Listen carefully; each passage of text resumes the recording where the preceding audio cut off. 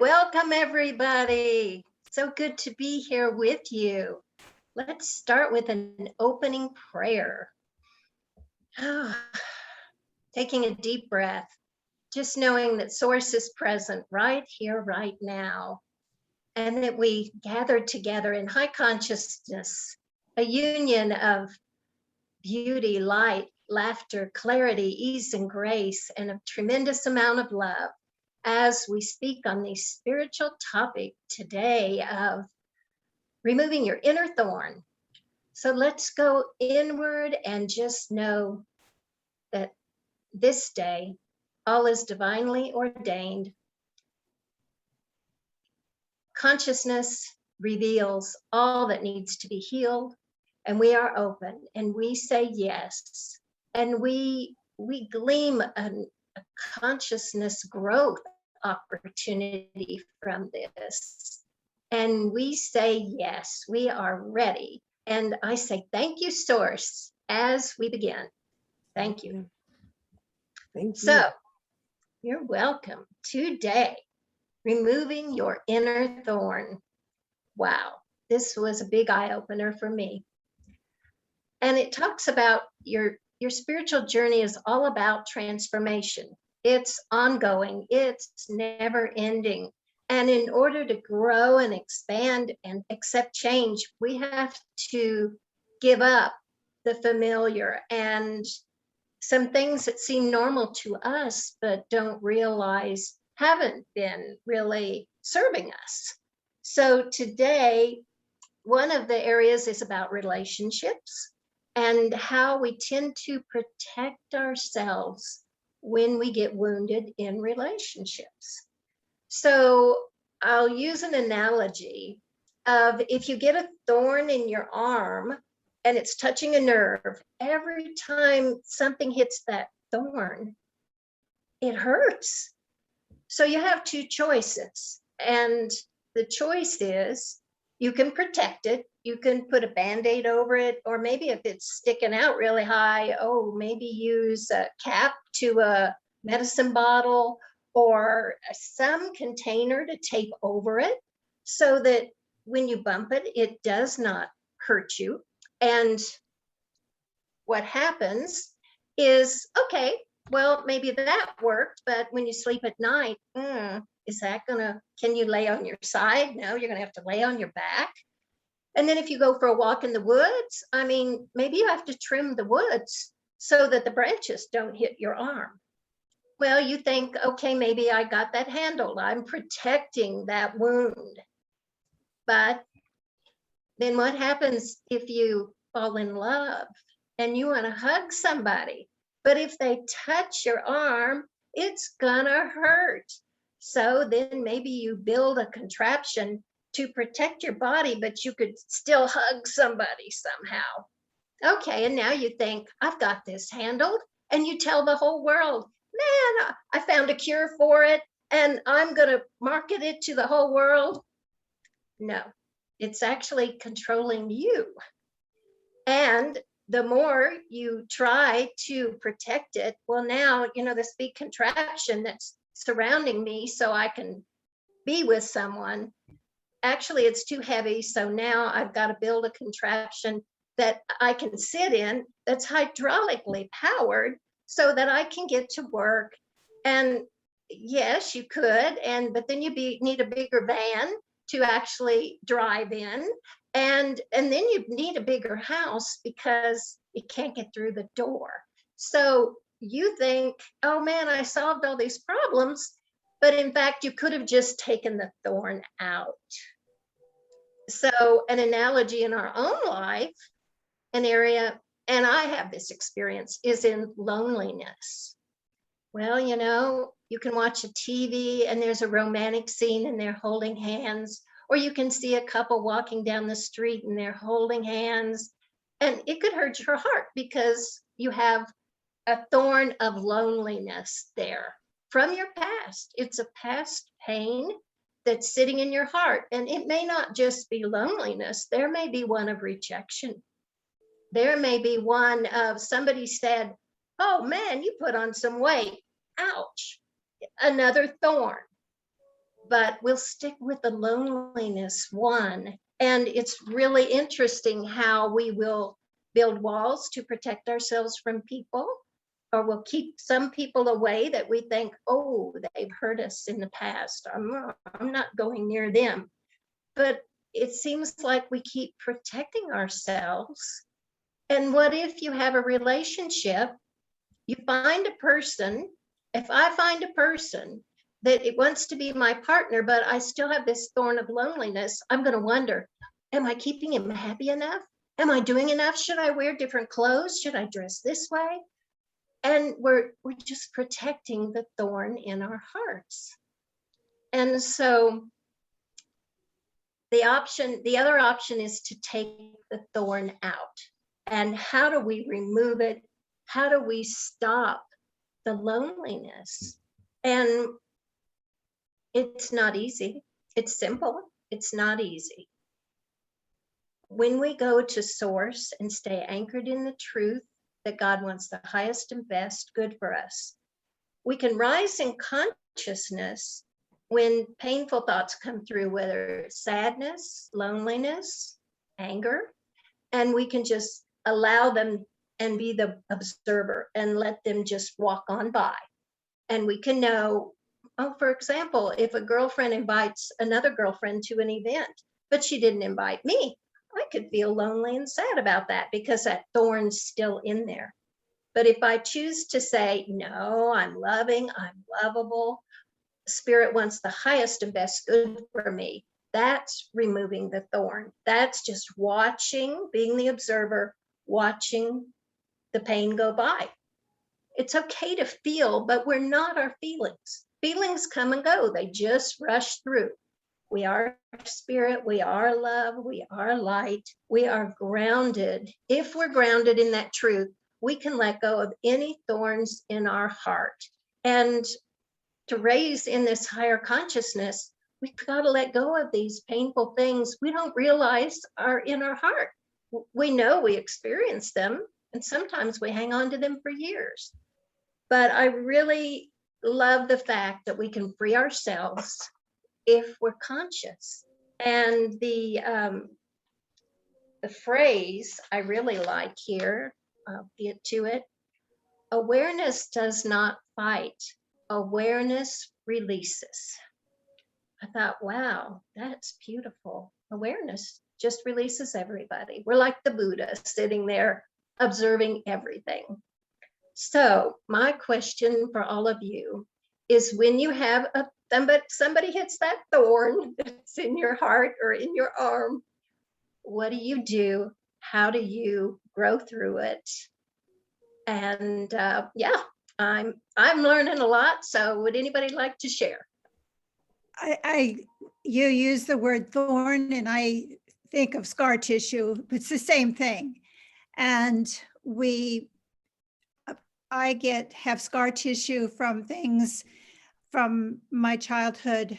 I was not raised by my mother. I was raised by my wonderful father and my not so wonderful stepmother.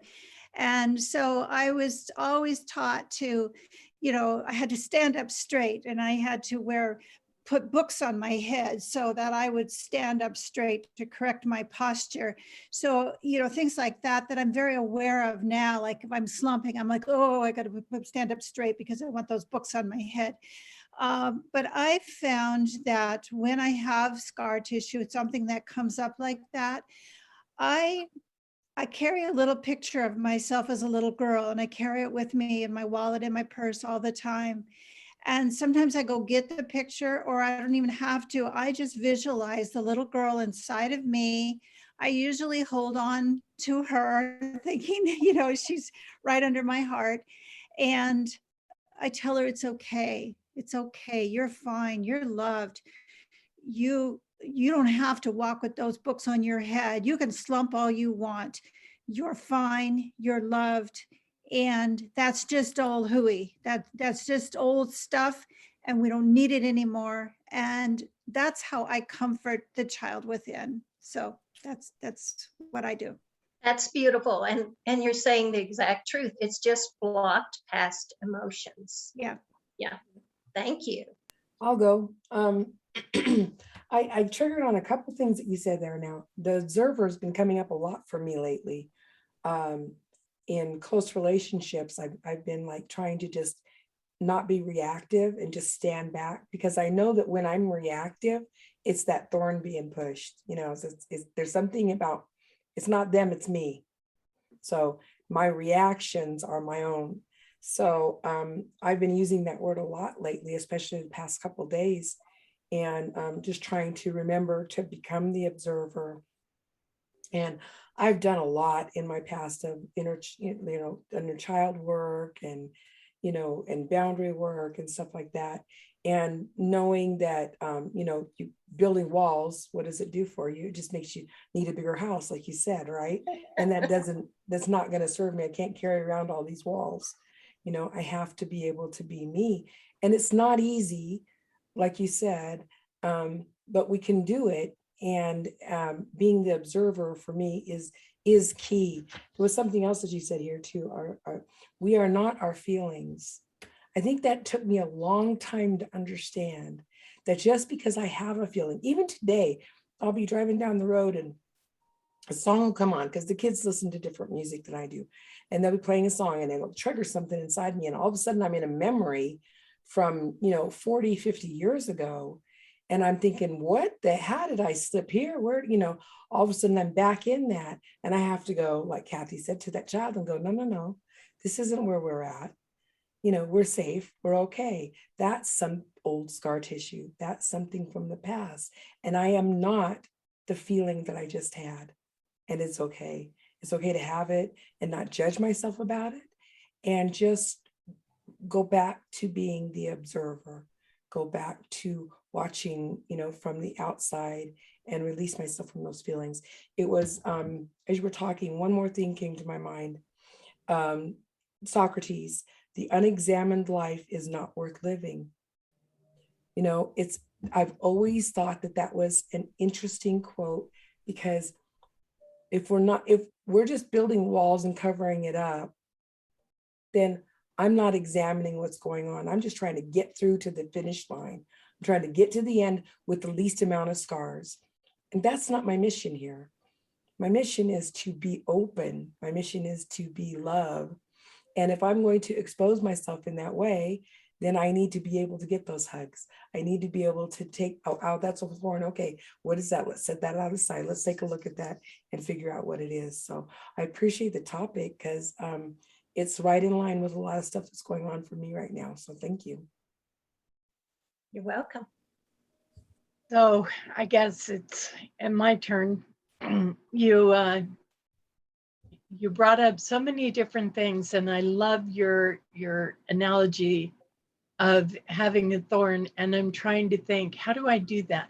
And my first thought was negative thoughts. If I get my nose out of joint over anything, it's like, we call it the addictive mind, right? My little monster mind comes up with horrible things, nasty things, and I deny them, cancel, stop, whatever, and do affirmations. But as the discussion went on, it kind of changed my perception a little bit on the thorns that I may carry. And just like Becky, I've lots of therapy, lots of, just all kinds of stuff trying to unravel the messes inside. So I believe I've done the work, or if I see the thorn, I do the work. So it's the thorns I don't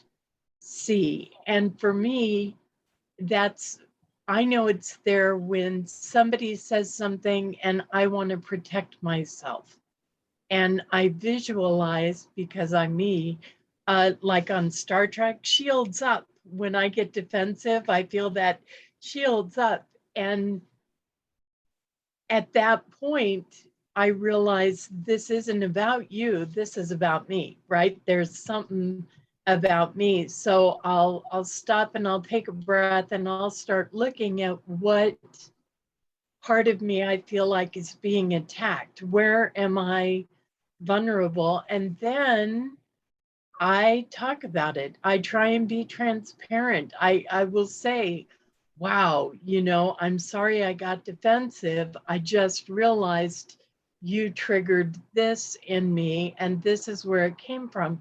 And when instead of protecting it or hiding it away or running off, when I open it up and share it, what happens, I think, every single time is a deeper connection and understanding with the people around me.